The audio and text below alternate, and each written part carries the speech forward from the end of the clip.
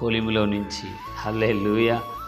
ఈ దానియేలు గ్రంథంలో భక్తుల ద్వారా దేవుడు మాట్లాడుతున్నాడు.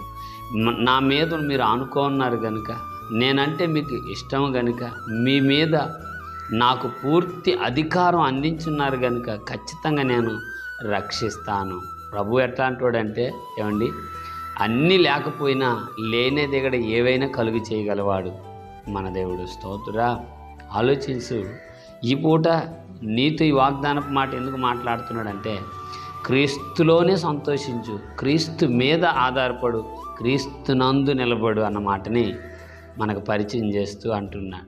పిల్లరా, రాజుగారితో అంత గొప్ప సైన్యములు జనాల మధ్యలో వాళ్ళు మాట్లాడిన మాట నా జీవితానికి ఆశ్చర్యం అనిపించదు?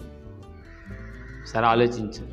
ఇబ్బంది వచ్చేదాకా బాగానే చెప్తాం లేదు పాస్టర్ గారు, ఇబ్బంది వస్తే కదా మన అక్కరల అవసరతలు బయటపడతాయంటే నిజమే.